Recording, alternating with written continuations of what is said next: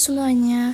Di video ini kita akan mempelajari proses fotosintesis pada tumbuhan dari struktur kloroplas, reaksi terang dan gelap, serta perbedaan C3, C4, dan CAM, serta pengenalan kemosintesis, yaitu proses pembentukan makanan tanpa cahaya.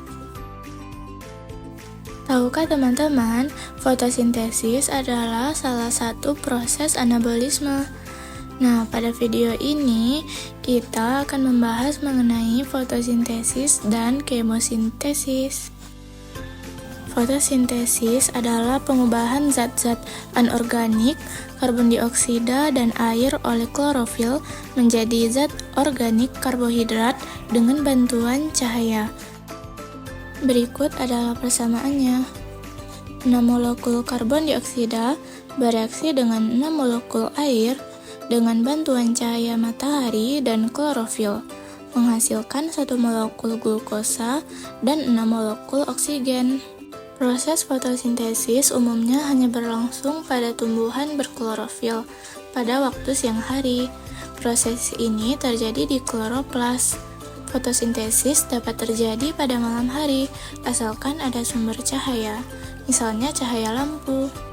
Berikutnya adalah kloroplas.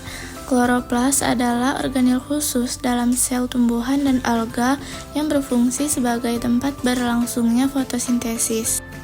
Dalam struktur kloroplas terdapat membran luar yang berfungsi melindungi kloroplas dan bersifat lebih permeabel.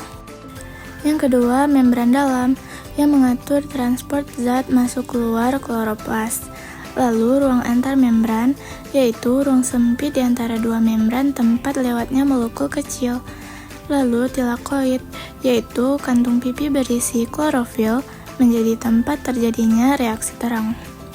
Lalu grana, yaitu tumpukan tilakoid yang meningkatkan kemampuan menangkap cahaya.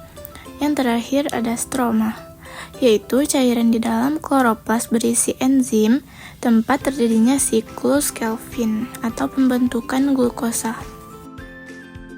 Apa saja yang terjadi di kloroplas? Yang terkenal di sini adalah reaksi fotosintesis.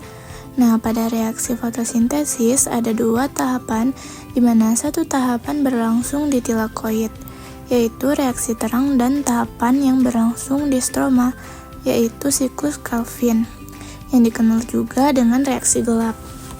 Pada reaksi terang yang terjadi di tilakoid atau grana, energi cahaya yang diserap oleh pigmen pada tilakoid akan menyebabkan terjadinya reaksi fotolisis, yaitu pemecahan molekul air menjadi oksigen.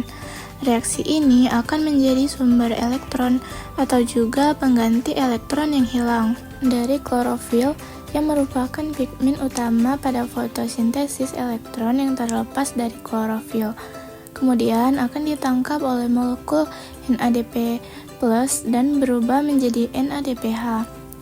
Selama elektron mengalir dari klorofil ke NADP+, yang akan dilepaskan energi yang dipergunakan untuk mensintesis ATP. ATP dan NADPH yang diproduksi pada reaksi terang selanjutnya akan dipakai untuk proses reduksi CO2 menjadi gula pada siklus Calvin yang berlangsung di stroma. Pada siklus Calvin, di sini CO2 itu akan difiksasi dan kemudian direduksi dengan energi yang berasal dari ATP dan elektron berasal dari NADPH menjadi molekul gula. Nah, ATP yang telah digunakan akan berubah menjadi ADP, sedangkan NADPH akan merubah menjadi NADP+. Nah, baik ADP maupun NADP+ itu akan dipergunakan kembali pada reaksi terang berlangsung di tilakoid. Berikutnya adalah reaksi terang atau reaksi Hill. Reaksi terang terjadi di grana. Proses ini mengubah energi cahaya menjadi energi kimia atau ATP dan NADPH. Hasil sampingnya adalah oksigen atau O2. Selanjutnya adalah fotofosforilasi siklik.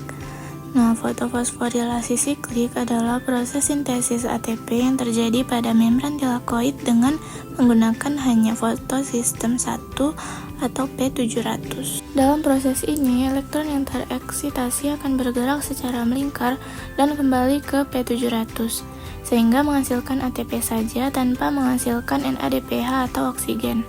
Selanjutnya, fotofosforilasi non-siklik melibatkan dua fotosistem, yaitu fotosistem 2 atau PSN dan fotosistem 1 atau PSI.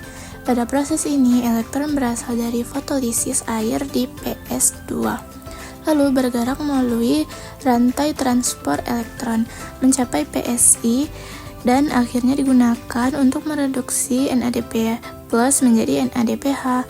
Proses ini menghasilkan ATP, NADPH, dan O2. Karena elektron hasil pemecahan air, alirannya bersifat linier atau sekali jalan. Materi selanjutnya adalah reaksi gelap. Reaksi gelap terjadi di stroma. Proses ini menggunakan ATP dan NADPH dari reaksi terang untuk mengubah CO2 menjadi glukosa. Selanjutnya, tahapan yang terjadi di reaksi gelap. Yang pertama, fiksasi karbon, yaitu CO2 dari udara difiksasi oleh RUBP dengan bantuan enzim Rubisco menghasilkan senyawa berkarbon 3, yaitu fosfogliserat. Yang kedua, reduksi PGA, direduksi menggunakan ATP dan NADPH dari reaksi terang menjadi fosfogliserol dehida atau PGAL. Yang terakhir, regenerasi. Sebagian besar PGAL digunakan untuk meregenerasi RUBP, sementara sebagian kecil PGAL keluar dari siklus untuk membentuk glukosa dan senyawa organik lainnya. Materi selanjutnya adalah siklus Kelvin. Nah, siklus Kelvin ini terdapat 3 tahap.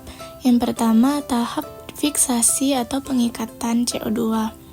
Terjadi penambatan CO2 oleh ribulosa di fosfat atau RUDP menjadi asam fosfogliserat atau APG.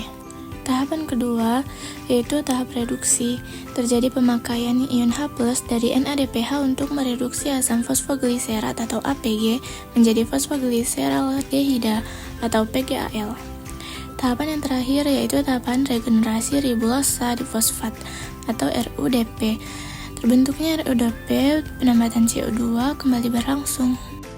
Selanjutnya, mekanisme fotosintesis. Mekanisme fotosintesis terjadi dalam 2 tahap utama di dalam kloroplas, yaitu reaksi terang dan reaksi gelap atau siklus Kelvin. Pertama, klorofil di membran tilakoid menyerap energi cahaya untuk memecah air atau H2O, melepaskan oksigen atau O2, dan menghasilkan energi kimia dalam bentuk ATP dan NADPH. Kedua ATP dan NADPH digunakan dalam siklus Kelvin di stroma untuk mengubah karbon dioksida atau CO2 menjadi glukosa atau C6H12O6. Materi selanjutnya adalah fotosintesis tumbuhan C3. Tumbuhan C3 memakai jalur Kelvin langsung untuk fiksasi CO2, sehingga produk awalnya mengandung 3 karbon atau PGA. Nah, tumbuhan C3 sangat umum, tetapi rentan terhadap fotorespirasi bila panas dan kering. Nah, contoh tanamannya adalah padi, gandum, dan kedelai. Selanjutnya adalah fotosintesis tumbuhan C4. C4 memisahkan fiksasi awal dan siklus Kelvin secara ruang, yaitu CO2 pertama kali diikat jadi 4 karbon di sel mesofil lalu dipindahkan ke seludang pembuluh di mana CO2 dilepaskan untuk Kelvin. Strategi ini menaikkan CO2 lokal sehingga Rubisco bekerja lebih efisien sehingga bagus untuk kondisi panas. Nah, contoh tanamannya adalah jagung, tebu, dan rumput-rumputan. Selanjutnya adalah fotosintesis pada tumbuhan cam. Cam adalah strategi waktu, yaitu stomata terbuka malam untuk mengurangi penguapan, menyimpan CO2 sebagai asam malat. Siang hari malat diubah kembali untuk memasok CO2 ke siklus Kelvin. Ini adaptasi ideal di lingkungan kering. Contoh tanamannya adalah kaktus, nanas, dan lidah buaya. Materi selanjutnya adalah kemosintesis. Kemosintesis adalah peristiwa penyusunan bahan organik yang dilakukan dengan energi yang diperoleh dari pemecahan senyawa kimia secara eksergonik. Organisme yang menggunakan CO2 sebagai sumber karbon, tetapi energinya diperoleh dari reaksi kimia dan bukan dari cahaya, disebut organisme kemosintetik atau kemoautotrof. Beberapa organisme yang melakukan kemosintesis adalah bakteri sulfur, bakteri basi, dan bakteri nitrifikasi. Nitrococcus dan Nitrosomonas atau bakteri nitrat mengoksidasi amonia menjadi nitrit. Nah, materi yang terakhir yang akan saya jelaskan adalah perbedaan antara fotosintesis dan kemosintesis. Faktor pembeda fotosintesis, pelakunya adalah tumbuhan. Kalau kemosintesis, pelakunya adalah mikroorganisme kemosintetik. Tempat terjadinya fotosintesis yaitu di kloroplas, sementara kemosintesis di pigmen seperti klorofil. Nah, senyawa atau unsur yang berperan pada fotosintesis yaitu CO2 dan H2O, sementara kemosintesis yaitu O2, CO2, H2O, dan senyawa organik lainnya. Yang terakhir, sumber energi fotosintesis adalah cahaya seperti cahaya matahari. Sementara kemosintesis sumber energinya yaitu beragam senyawa organik yang bisa dioksidasi.